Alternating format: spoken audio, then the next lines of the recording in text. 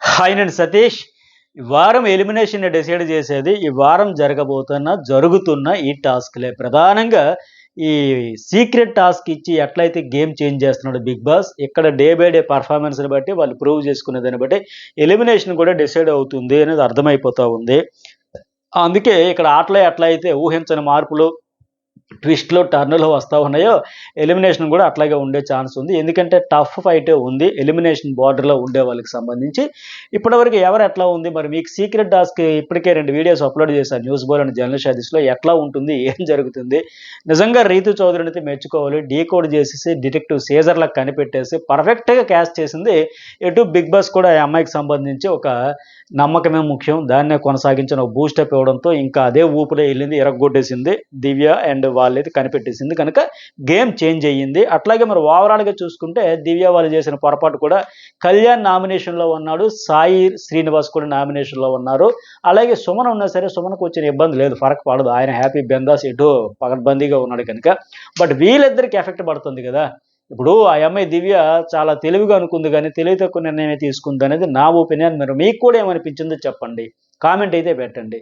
సుమన్ శెట్టి దివ్య కలిసి ఖచ్చితంగా ఆ సొంత టీంలో ఉండే కళ్యాణ్ తీసేయడం వల్ల ఇప్పుడు టాస్కుల్లో గెలవలేని పరిస్థితి వచ్చింది. ఓవరాల్గా చూసుకుంటే ఓటింగ్ పరంగా చూసుకుంటే సరే సెకండ్ ప్లేస్లో ఆయన ఉన్నాడు. కానీ ప్రూవ్ చేసుకునే దానికి అబ్బాయి ఎలివేషన్ ఇప్పుడు బాగా టాస్కులు ఒక వారం మీరు గమనించారా? 4th వీక్లో పైనుంచి బాలు ఇట్లా స్టిక్తో పైనుంచి నెట్టాలి, పడేటప్పుడు తీసుకెళ్ళి వేయాలంటే కంప్లీట్గా ఆధిపత్యం కనబడింది. అయ్యో మనం రిస్క్ జోన్లో ఉన్నామేమో, డేంజర్లో ఉన్నాం, అంతకుముందు ప్రియతో ఉండడం గల ఆ ప్రెజర్ వల్ల అవుట్పుట్ మంచిగా వస్తుంది, వాళ్ళు ప్రూవ్ చేసుకున్న తపన వస్తుంది. అట్లాగా చూద్దాం అనుకుంటే ఈరోజు కళ్యాణ్కి అయితే దివ్య తీసుకున్న నిర్ణయం వల్ల దెబ్బ పడిపోయాయి. ఈ టైంలో చాలా కీలకంగా ఉండేది. ఇప్పుడు ఏమైంది, సంజనాన్ని ఎవరు కంప్లీట్గా సెలెక్ట్ చేయలేదు కనుక ఒక్క టాస్క్ కూడా ఆడకుండానే అవుట్ అయిపోతే, రేసులోంచి తప్పుకుంటే ఇతడు ఉండి కూడా ఊరికే ఆట మొదలు పెట్టక ముందు అవుట్ అయిపోయాడు. Very bad luck. సో ఇతనికి ఇట్లా పోనీ ఇట్లా అయినా సరే ఇతనికి వచ్చిన ఇబ్బంది లేదు, ఓటింగ్ పరంగా సేఫ్ జోన్లో ఉన్నాడు, సెకండ్ ప్లేస్లో 23% ఉన్నాడు. మరి ఇంకా వీళ్ళ టీంలో ఉండే వాళ్ళు సాయి శ్రీనివాస్కి అయితే ఇప్పటికే మేడ మీద కత్తి వేలాడుతుంది కనుక ఆయన ఎక్కలో చాలా ఇంపార్టెంట్. బట్ వీళ్ళ డెసిషన్ వల్ల వాళ్ళ టీం బిస్కెట్ అయిపోయాయి. కానీ ఇంకా తనూజ వాళ్ళు సరే ఓటింగ్ ప్రకారం వెళ్దాం. తనూజకి ఏకంగా 27 to 28%, 1% పెరిగిందని కూడా చెప్పొచ్చు. మొత్తం ఈ ఓవరాల్గా టాస్క్లు అన్నింటిలో కూడా నేను ఇప్పటికే జర్నలిస్ట్ ఆఫీస్లో ఒక వీడియో అప్లోడ్ చేస్తే చూడండి, మీకు విషయం అర్థమైపోద్ది. ఓహో ఈ వారం ఎవరు కెప్టెన్ కాబోతున్నారు, ఎవరిని చేయాలనుకుంటున్నాడు అనేది కూడా క్లారిటీ వచ్చేస్తుంది ఫుల్గా, నో డౌట్. ఎందుకంటే ఇప్పుడు ఈ టాస్కుల వల్ల ఏమవుతుంది, స్ట్రాంగ్గా ఉండే వాళ్ళు తప్పించుకుంటూ పోతారు, వీక్గా ఉండే వాళ్ళు లాస్ట్ వరకు ఉంటారు. మరి వీక్గా ఎవరు ఉంటారు, ఇంతవరకు ఎవరెవరిని ఎట్లా తప్పించేశారు, ఫైనల్ రౌండ్లో ఏం జరగబోతుంది అనేది ఆ వీడియో అనలైజ్ చేస్తే ఫుల్ డీటెయిల్గా చూస్తే మీకు అర్థమైపోద్ది. ఈ వీడియో ఓటింగ్ వరకు ఎవరి గ్రాఫ్ ఎట్లా ఉంది, ఎందుకు ఉంది అనేది మాట్లాడదాం, సరేనా? ఈ వీడియో చూసే వాళ్ళు ఇంతవరకు లైక్ చేయకపోతే ఒక లైక్ చేయండి, అట్లాగే హైప్ కూడా ఇవ్వండి. సారీ, న్యూస్ బోర్డులో హైప్స్ ఉండవు కదా, జర్నలిస్ట్ ఆఫీస్లో హైప్ ఉంటుంది, ఆ ఛానల్కి హైప్స్ ఇవ్వండి. ఇంతవరకు ఒకవేళ సబ్స్క్రైబ్ చేసుకోకపోతే news board journalist office subscribe అయితే చేసుకోండి. తనూజ ఈ డెవిల్స్ రూమ్లోకి వెళ్ళి భయపడింది, హడావిడి చేసింది, సంజన ఒక మాట అనింది, పాత పగలు ఉన్నాయంటే కొంత యాక్టింగ్, కొంత ఫన్, కొంత భయం అంతా మిక్స్ చేసి మొత్తానికి కంటెంట్ అయితే వచ్చింది. ఫైనల్గా మనకున్న అప్డేట్ ప్రకారం ఏంటంటే ఆ టాస్క్ వాళ్ళే విన్ అయ్యారంట. అట్లాగే అప్పటికే టవర్స్ టాస్క్లో కూడా విన్ అయ్యారు. ఇక రాబోతున్న వాటర్స్ బలూన్ టాస్క్లో కూడా వాళ్ళే అదరగొట్టారంట. మొత్తానికి తనూజ ఎమాన్యుయల్ కాంబినేషన్ కావచ్చు, తనూజ ఎమాన్యుయల్, రామురాజు అండ్ గౌరవ్ వీళ్ళ నలుగురు కలిపి ఇరగొట్టేశారు ఈ టాస్కుల్లో. వీళ్ళలో మరి నామినేషన్లో కూడా ఉంది కనుక ఈ అమ్మాయికి ప్లస్ పాయింట్ అవుతుంది, మంచిగా ఓటింగ్ అయితే జరుగుతూ ఉంది. ఇంకా అన్నింటికి అంటే చెప్పుకునేది ఏముంది, మెయిన్ ఆవిడకి ముందు నుంచి ఫ్యాన్ ఫాలోయింగ్ ఎక్కువగా బీభత్స భయానకంగా ఉండడం వల్ల అది కూడా కలిసి వస్తూనే ఉంది. ఇక వీళ్ళకి ఇవన్నీ ఎందుకంటే దివ్య, నేను ఇందుకు చెప్పినట్టుగా దివ్య సుమంతాలకి ఫెయిల్యూర్ వీళ్ళకి ప్లస్ పాయింట్ అయ్యింది. ఈ టాస్కుల్లో మంచి ఫైట్ ఇచ్చేదానికి కూడా లేకుండా పోయింది. కళ్యాణ్ ఉంటుంటే కాస్త కోస్త వాళ్ళ టీం నుంచి కూడా టఫ్ ఫైట్ వచ్చేదేమో, ఫిజికల్ టాస్కులు బాగా ఆడేవాడు కనుక, ఆల్రెడీ ప్రూవ్ చేసుకున్నాడు కనుక. బట్ ఆ సొంత టీం దెబ్బకే వీళ్ళకి అడ్వాంటేజ్ అయింది, వాళ్ళకి బిస్కెట్ అయింది. సరే కళ్యాణ్ గురించి చెప్పే కదా 23%. మొత్తంగా చూసుకుంటే వీళ్ళిద్దరికీ 50% అటు ఇటుగా ఉన్నారు, 1% అటు ఇటుగా. సంవత్సరం వెళ్ళి పైపైకి ఎగబాక్కుంటూ వచ్చేస్తుంది. 5 నుంచి 4కి వచ్చి 4 నుంచి 3కి వచ్చింది ఏకంగా. అయితే 13% ఓటింగ్, 11 నుంచి 12, 12 నుంచి 13. ఈవిడికి ఎలాగైనా కంటెంట్ తీసుకుంటుంది. కంటెంట్ క్రియేషన్ ఈ రేంజ్లో చేయడం అంటే సంజన దగ్గర నేర్చుకోవాలేమో. వాస్తవానికి వాళ్ళంతా పక్కన పెట్టేసినా సరే బిగ్ బాస్ కూడా ఆవిడకి ఒక స్పెషల్ టాస్క్ ఇవ్వాల్సిన అవసరం లేదు. ఆవిడ ఎలాగైనా ఈదుకుంటూ వచ్చేస్తుంది. పక్షికి ఎగరడం నేర్పాలా, చేపకి ఈదడం నేర్పాలా, సంజన కంటెంట్ క్రియేట్ చేయడం నేర్పాలని మాదిరిగా వదిలిపెట్టేసాడేమో. చూసారా, అసలు కామ్గా కూర్చో ఒక నవ్వు నవ్వినా సంజన నవ్విందంటే ఏదో చేసింది, సంజన రీతిని పిలిచిందంటే ఏదో జరుగుతుంది, సంజన ఊరికే ఖాళీగా కామ్గా పడుకుందంటే సంథింగ్ ఏదో చేసేసి కెలికేసి వెళ్ళి పడుకుంది. అట్లా పాలు పోయిన సంజనను అనుమానిస్తారు, నీళ్ళు పోయిన సంజనను అనుమానిస్తారు. ఆవిడ కూడా యనమనను మరింత తనకి అడ్వాంటేజ్గా మార్చుకుంటూ తనకి టాస్క్ ఇచ్చినా ఇవ్వకపోయినా తన టాస్క్లోనే ఉన్నట్టుగా వాళ్ళని మాయ చేసి తన చుట్టే తిప్పుకుంటూ అనుమానాస్పదంగా ఒక కన్ను ఎట్లా అయిపోయిందంటే హౌస్ అందరి మీద ఒక కన్ను వేస్తే సంజన మీద ఒక కన్ను వేయాల్సిన పరిస్థితి వచ్చింది. ఆ ఖచ్చితంగా, ఎందుకంటే ఇంకొకరైతే మామూలుగా నేను బాధపడింది, బట్ లైట్ తీసుకుంది. సరే ఇక కష్టకాలంలో కూడా మనం కంటెంట్ ఎట్లా క్రియేట్ చేసుకోవాలనే ఆ పాజిటివ్ యాటిట్యూడ్తో థింకింగ్తో ఆటలో ముందుకు పోతుంది. వాస్తవానికి బొమ్మల టాస్క్లో ఎవరు చూస్ చేసుకోలేదు, ఎవరు నా బొమ్మ తీయలేదని బాధపడింది.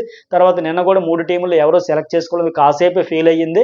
ఆ తర్వాత సర్లే ఇవన్నీ ఉంటాయి, ఇవన్నీ సహజం, మనం తీసుకుంటాం ఏంటి, ఇవన్నీ మనసుకు పెట్టుకుంటాం ఏంటి, మన ఆట మనం ఆడుకుందాం అనే మాదిరిగా పాజిటివ్ ఎనర్జీతో అందరిని అయోమయానికి గురి చేసేసి ఆవిడే అన్నట్టుకుంటే ఆ ఇమాన్యుల్ కూడా కన్ఫ్యూజ్ చేసి ఇప్పుడు ప్రోమోలో బర్నైని కూడా కన్ఫ్యూజ్ చేసేసి లైవ్లో కూడా అందరికీ చుక్కలు చూపెడుతూ ఈవిడ ఎలాగైనా కంటెంట్ అయితే తీసుకుంటుంది. ఆడియన్స్కి పాజిటివ్ యాటిట్యూడ్ కూడా నచ్చుతూ ఉంది. ఒక 13%తో సేఫ్ జోన్లో ఉంది. ఇక భరణి 12%తో సేఫ్ జోన్లో కొనసాగుతున్నాడు ఈ వారానికి. మళ్ళీ ఆయనకి రిబ్స్ పెయిన్ వస్తున్నాయని కొద్దిగా డల్ అయ్యాడు. ఫిజికల్ టాస్క్లు కూడా బాగా ఆడే భరణి కూడా ఒకసారి పాప హెల్త్ ఇష్యూ వల్ల డౌన్ అయిపోయాడు. ఏది ఏమైనా సరే కొంత సింపతి అయితే ఉంటుంది, హెల్త్ ఇష్యూ వల్ల కావచ్చు, బాగా ఆడేవాడే కదని. మెయిన్ దివ్య వల్ల కొంత డ్యామేజ్ జరిగిపోతుంది, కానీ ఆయన గతంతో పోల్చుకుంటే బెటరే. మన నామినేషన్లో కాస్త కోస్త ఓపెన్ అయ్యాడు.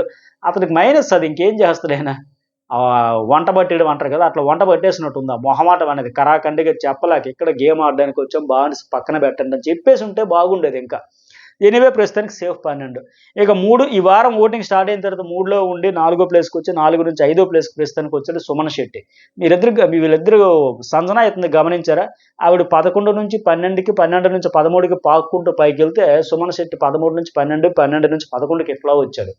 ఇతను ఏం చేశాడు, ఈ టాస్కులు అంటే అద్భుతమైన టాస్కులు ఇచ్చినా సరే అసలు ఆడతాడా, మొదలు పెడతాడా లేదన్న డౌట్ కూడా వచ్చేసింది బిగ్ బాస్ కానీ కంటెస్టెంట్స్ కానీ. నిజంగా ఆ బీన్ బ్యాగ్లోనే కూలబడ్డాడు తప్ప పాలు మాత్రం చక్కగా తాగాడు. ఏం చేశాడు ఈ వారం అంటే పాలు తాగాడు. అమ్మయ్య, సుమన్ శెట్టి ఈ వారం అంతా తన కంటెంట్ కాంట్రిబ్యూషన్ ఏంటంటే ఆ టాస్కులో భాగంగా పాలు తాగాడు అని చెప్పొచ్చు. కాకపోతే తీసుకెళ్ళిన తర్వాత టెట్రా మిల్క్ ప్యాకెట్లు ఇంకా స్టోర్ రూమ్లో పెట్టేమంటే పెట్టేశాడు కదా. మొత్తానికి ఇతని మీద అనుమానం రాకుండా కాపాడుకుంటూ వచ్చిన ఒక దశలో డిటెక్టివ్ సీజన్ మాదిరిగా సిఐడి విక్రమ్ అని చిన్నప్పుడు కథలు చదివేవాళ్ళు కదా, బాలమిత్ర అవన్నీ, వాటిలో మాదిరిగా రీతు చౌదరి కనిపెట్టేసి ఫోకస్ పెట్టేసి వీళ్ళని బిస్కెట్ చేసేసరి కనుక డిజాస్టర్ అయిపోయి, లేకపోతే వీళ్ళ సీక్రెట్ టాస్క్ సక్సెస్ అయ్యేది. సరే తర్వాత ఎవరు, రాము రాధుడు సాయి నువ్వా నేనా అన్నట్టే పోటీ పడుతున్నారు. రాముకి బాగా ఉండాలని కసి ఉంది, కాకపోతే దురదృష్టం ఏంటంటే వాళ్ళ టీం మెంబర్స్ చేసిన దెబ్బ వల్ల ఈ వారం ఆడదాము ప్రూవ్ చేసుకుందామని టాస్క్లోంచి అవుట్ అయిపోయాడు నాకున్న అప్డేట్ ప్రకారం. వేరే వాళ్ళకి గెలవడం వల్ల ఇతనికి మరి సేఫ్టీ కార్డు రాలేదు కదా, ఆటోమేటిక్గా తీసేస్తూ ఉంటారు. ఇక రాము రాధుడికి తన టీం గెలుస్తున్నా సరే అతనికి ఉండాలని లేదు. మళ్ళీ ఇప్పుడు గెలుస్తుంది, అంత మంచి కాలం వచ్చింది, మనమే గెలుస్తున్నాం, 3 టాస్కులు కూడా గెలిచాం కనుక ఉండాలనుకుంటాడేమో. మళ్ళీ గౌరవ్ ఇతడు కూడా గొడవ పడతారంట. ఏమది, ఆ సేఫ్టీ కార్డు ఫస్ట్ గెలిచినప్పుడు ఇమాన్యుల్కి ఇచ్చారు కదా, తర్వాత తనూజ తీసుకుంటుంది రెండోసారి, మూడోసారి గౌరవ్కి వస్తుంది. ఇలా నాకు ఇవ్వాలని హడావిడి అవుతుంది. ఇవన్నీ ఎందుకు చెబుతాను అంటే ఇప్పుడు ఓటింగ్ అనాలిసిస్లో ఇవన్నీ ఇంపాక్ట్ చూపిస్తాయి. ఒకరికి అన్యాయం జరిగిందా, ఒకరికి అన్ఫెయిర్ డెసిషన్ తీసుకున్నారా, వాళ్ళ ఎఫర్ట్స్ గుర్తించలేదా, వాళ్ళకి ఏమైనా సింపతి వర్కౌట్ అవుతుందా, లేకపోతే అడిగే విధానంలో, పోరాడే విధానంలో యారిగెన్స్ కానీ, యాటిట్యూడ్ కానీ, ఓవర్ కాన్ఫిడెన్స్ కానీ చూపించినా అవన్నీ ఇంపాక్ట్ చూపిస్తాయి, ఇంత అవసరం అని. ఎనీవే ప్రస్తుతానికైతే కంప్లీట్గా రిస్క్ జోన్లో ఎవరున్నారంటే రాము రాధుడు అండ్ సాయి. ఇద్దరిలో ఎవరు వెళ్ళిపోయినా ఆశ్చర్యపోకర్లా. డబుల్ అయితే ఇద్దరిని కూడా పంపించవచ్చు. ఇటు మేల్ కంటెస్టెంట్స్ 9 మంది ఉంటే ఫీమేల్ కంటెస్టెంట్స్ 4 ఉన్నారు కనుక ఒక దెబ్బకి 2 పెట్లను పంపించిస్తే ఆ ఈక్వల్గా చూద్దాం మేల్ అండ్ ఫీమేల్ రేషియో అనుకుంటే కొంత తగ్గించుకోవాలంటే బంపర్ ఆఫర్ కనుక పంపించవచ్చు. సో ఇది మరి మీకేమనిపిస్తుంది, మెసేజ్ పెట్టండి. అలాగే జర్నలిస్ట్ సజెషన్ 2 ఛానల్స్ సబ్స్క్రైబ్ చేసుకుని లైక్ చేయడం అయితే మర్చిపోకండి.